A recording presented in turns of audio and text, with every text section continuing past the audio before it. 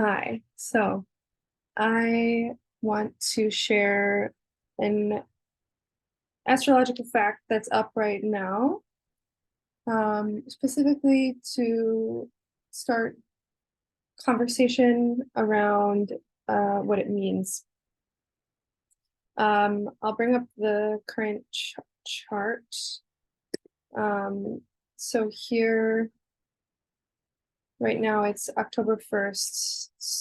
Um, I'm in Singapore time zone. Um, and we have this signature happening we're coming off of the full moon in Aries. The moon is transiting through Taurus now, but and it looks like it's just rising also as I'm recording. But the signature that I want to pay attention to is Chiron conjunct the North Node. So this is the North Node, this symbol. And this is Chiron. And when you say the word conjunct in astrology, it means the two bodies, two astrological points are at the same point in the sky. And you use this idea of the orbs, which refers to just the amount of degrees away from like a 0°, 0.00 degree conjunction are. So like a perfect conjunction would be when these two are at the literal same degree and minute here. So right now, it's still a pretty wide orb, as you would say, as one would say, but it is within 10 degrees. So for me, anything like within a 10-degree orb of an aspect is definitely felt, definitely relevant. So the signature of Chiron conjunct the North Node is it brings up two specific paths of an archetype for me that are very close to my own self, my own healing, my own life path, my birth chart, because in my birth chart, I also have the signature of Chiron conjunct the North Node. It's in a different sign. But you know, the two ways that I understand this are that there is a destiny or there is a destiny insofar as it is a magnetic life path. It's a magnetic life path that's responding to in evolutionary astrology. The North Node is responding to the soul's deepest deepest capacity to evolve out of their conditioning, out of each of our conditioning on deep, impersonal, psychological, like deeply, not even psychological, it's deeper than that, really. This is ancestral. This is so many lifetimes of conditioning. We come in and we see in evolutionary astrology where Pluto is how we have constructed our soul identity through several past lives, hundreds of thousands of them. The number isn't really relevant, but the idea is we've been cultivating a sense of self on this deepest soul level for a really long time. That's Pluto. We look to the South Node, which is the opposite point of the North Node, to see how in those lifetimes, how exactly that's shown up for us in our lives. Like, what have we, in a sense, mastered? Where has our conditioning become so crystallized that it's just how we know ourselves? And then you look at the North Node to see how we are unraveling from that conditioning, what new things we are learning, what we are integrating in this lifetime in order to liberate ourselves from our conditioning of who we think we are, our blocks, our traumas. So the North Node is also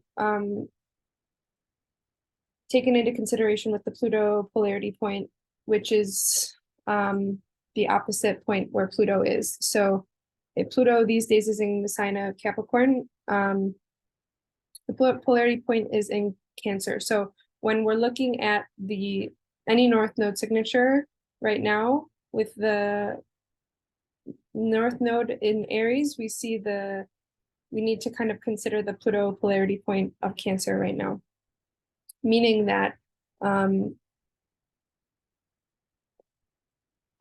where we're headed collectively, because this chart is the chart of the moment, and so it's relative to everyone. But collectively, where we're heading is an individualized, like a greater sense of self, a more immediate, visceral presencing in our own, not even just our own bodies, but our very expression, our very breath, our very moment. And the reason we're doing that is to know Cancer better, is to deepen in our emotional body, to deepen in the relevance of our immediate emotional body, and all of the magic that, it's not even just magic, it's the literal yin darkness that this is. Cancer is the literal yin darkness that allows anything to be and to become. Pluto has been squaring the nodes, and so it's a very crazy kind of intense time right now. But anyway, I've kind of gone away from my point here about talking about the North Node in conjunct Chiron. Chiron is an asteroid that to me has kind of two meanings, and the two meanings shift around if we're thinking about kind of old mindsets and the way things have been done, and then new mindsets. And it's not even new mindsets we can actually comprehend, it's the new mindsets that we're making space for, and we're saying basically to God, I can't even conceive of what is the best for me, only you know what that is.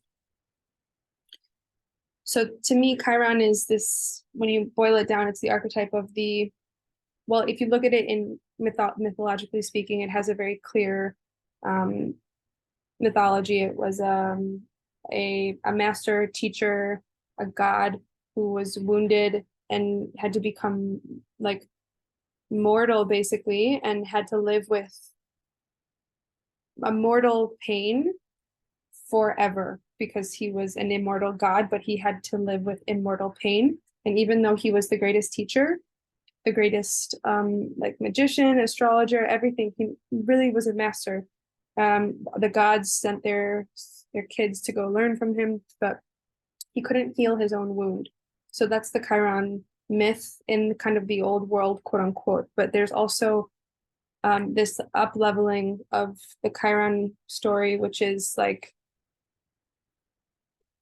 actually it's the archetype of the healed healer, someone who actually does know how to heal themselves because they know their wound so well, they can teach others about this wound, and about how someone else can heal that same wound. So it's basically the teacher who makes space for someone else to heal themselves. But it is because the teacher can hold that loving space so integrally and with such clarity and precision. Astrologically speaking, I know a lot of people think about Chiron as healing, as like a healing asteroid, as well as teacher, healer in these more astrological energy work, new age. I think Tom Jacobs did a lot of work around Chiron being like a lightning rod of energetic sensitivity. But the thing is, it just comes at such a painful resonance. Like there's always like this idea of a core wound attached to Chiron. And so right now, where we're heading, kind of our collective destiny is to merge with this question of whether we are going to be embodying our present moment Aries, from the perspective that we have a core wound, or from the perspective that we have lightning rod sensitivity that does manifest as pain, but that we can use precisely that pain to hold space naturally as we want to do, because we are collective people, we work with groups. We want to hold space in a really authentic, with a lot of sovereignty for other people to show up and heal themselves too. So it's no longer this idea of there being one healer that knows how to do everything and everyone comes to the healer or the astrologer. It's like, no, let's hold space so that everyone can figure out their own language, their own healing process, their own connection to God, sensitivity, and all that is. And in Aries, this has a lot to do, I think, with our will, our masculinity, our inner drive to actually be a human who is active in society. So there's a lot I could say about this, but I'm curious for other astrologers how you see this Chiron in the North Node conjunction right now, relative to the collective, but also relative to obviously anyone's destiny who feels they are called into eighth house matters of energetic sensitivity, transformation, sex, deep regeneration, any of these huge scorpionic paradigms, or even anyone who is interested in physical healing, somatic therapies, core wounds, this idea of there being like core wounds that we all kind of hold in.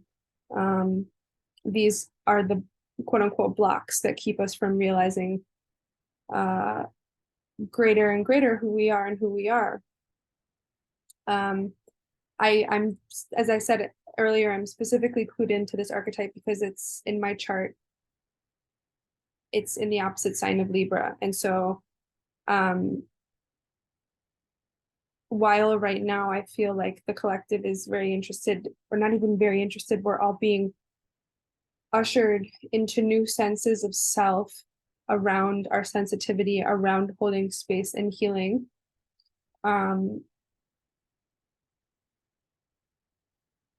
We're holding space and healing that sensitivity because the very structures of our world in Capricorn have been so deeply being restructured from the deepest level since 2008 with Pluto, and then the polarity point in Cancer being emphasized with this whole North Node activity, to me is saying we need to know who we are so that we can be in society better. Not even better, but just more authentically.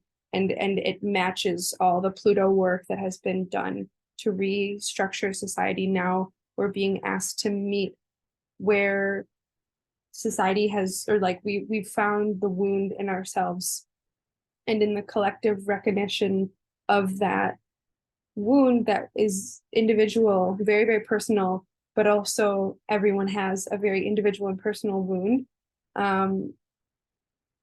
There is a regenerating of society and how we care for each other based on that, which is Cancer. Again, in my chart, it's in Libra. So my work on a soul level is a little bit more geared towards relationship, occult relationship healing. But these are just two sides of the same coin here.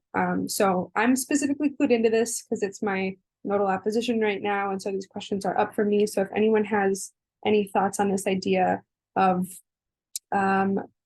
the necessarily wounded healer versus the healed healer, I'd love to hear. So thanks and good luck. I wish us all this like throbbing vulnerability, is how I'm literally physically experiencing it in my physical body. And I think that with the conjunction tightening, it's only going to get, it's only going to ask for more space. And so this is me giving it more space. So comment as you will. Much, much love. Bye for now.